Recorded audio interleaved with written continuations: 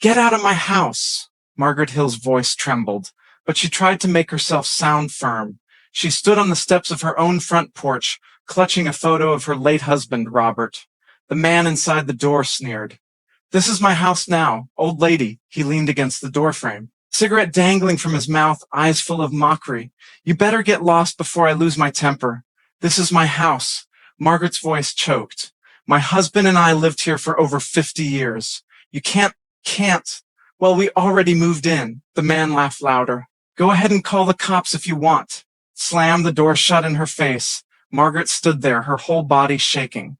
She was in her late 70s, frail, alone. She looked at those blue shutters, the ones she and Robert had painted together countless times, now occupied by a stranger, her home, her memories, her last connection to Robert, all taken away. Let's go back a few days.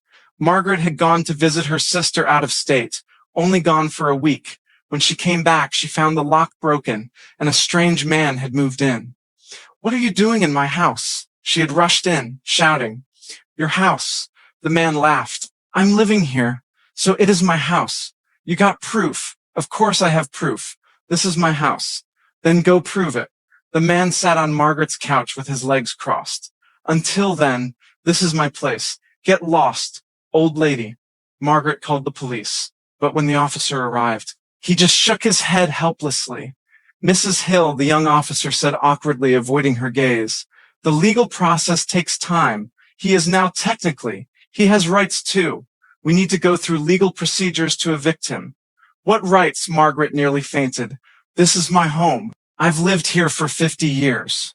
I understand how you feel. I really do, the officer sighed. But without a violent incident, we can't forcibly remove him. You need to get a lawyer, go through the legal process. Could take months. Months? I don't have money for a lawyer. I don't even have a place to stay. The officer looked down, unable to say anything. He was helpless too. But that is how the law worked. I'm sorry, Mrs. Hill. I'm truly sorry. He left. Margaret stood at her own front door, watching the strange man make faces at her through the window. That night, she sat on a park bench across the street, watching the lights in her own home. She heard music and the sound of things breaking inside. She held Robert's photo and cried all night. The next morning, Margaret was still sitting on that bench, eyes red and swollen, body stiff. She didn't know where to go or what to do. Suddenly, a deep rumble came from the distance.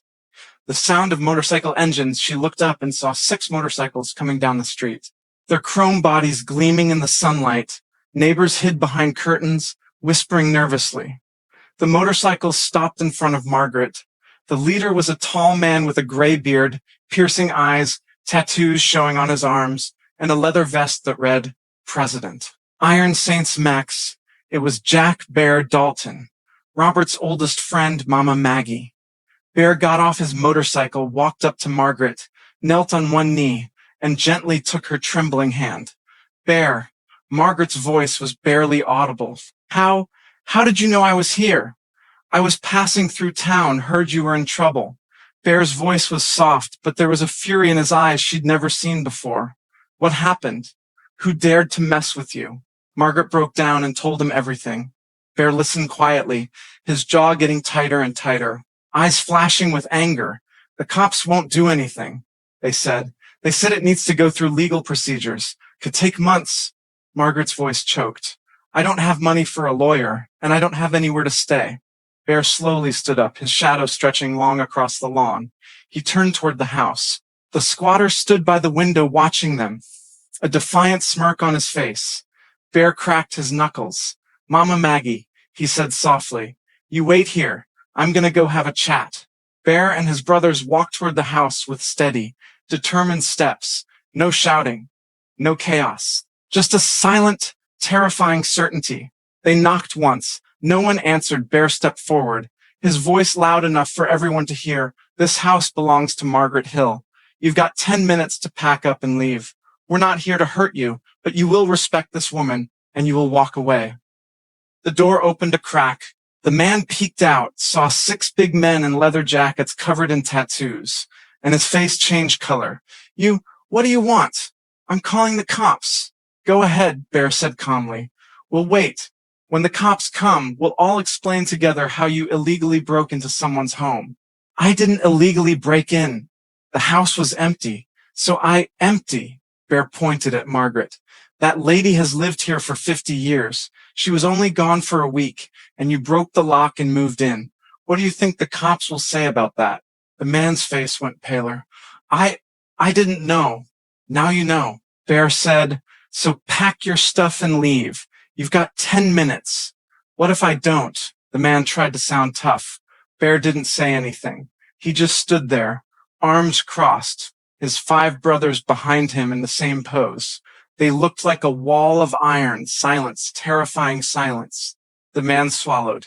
He looked at Bear, then at the riders behind him, then at Margaret across the street.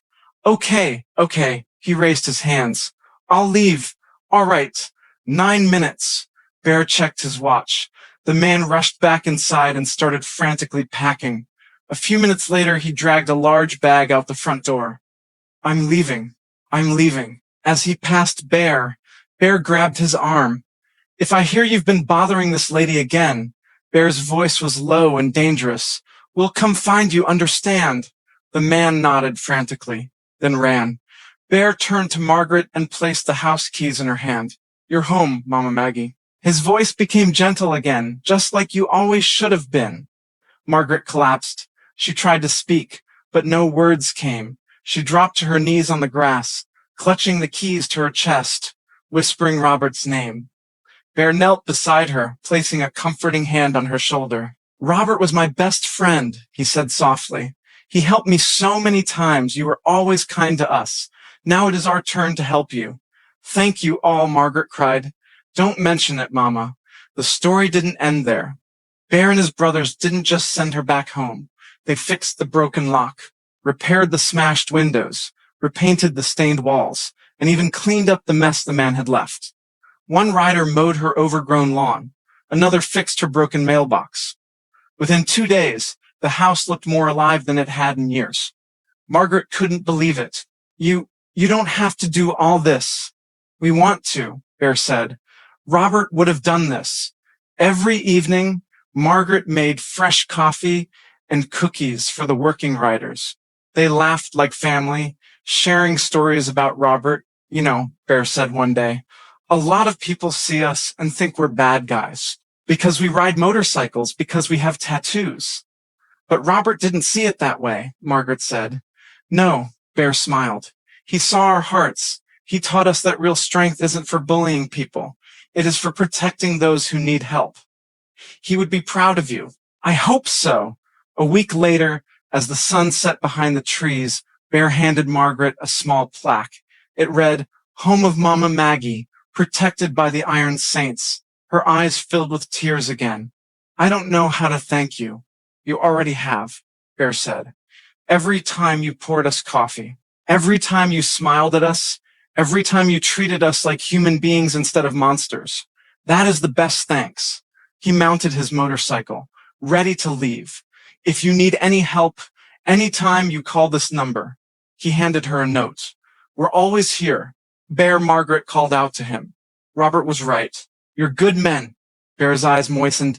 Thank you, Mama. That night, for the first time in years, Margaret slept peacefully, not from exhaustion or fear, but from the comfort of knowing she wasn't alone. Her house was safe. Her memories were safe. And somewhere out there, roaring down the highway, were men who had dropped everything to protect a woman who had once offered them nothing more than kindness and a plate of cookies. A few days later, the young officer came back. Mrs. Hill, I heard he looked at the renovated house, eyes wide with surprise. What happened?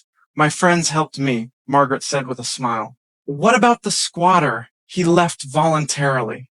The officer looked at her, then at the plaque on the door, and nodded thoughtfully. I'm glad, Mrs. Hill, really glad, he paused. I'm sorry I couldn't help you before. You did your best, Margaret said. Sometimes the law has its limits, but kindness doesn't. The officer left with a smile on his face. If this story touched your heart, please like this video, share it with your loved ones, and subscribe so we can keep telling more true stories that remind the world there is still goodness out there. Before you go, tell us in the comments what you would have done if you saw something like this happen in your neighborhood. Because sometimes the smallest act of kindness can change everything. Sometimes real strength isn't for hurting, it is for protecting. Sometimes behind the scariest appearance lies the gentlest heart.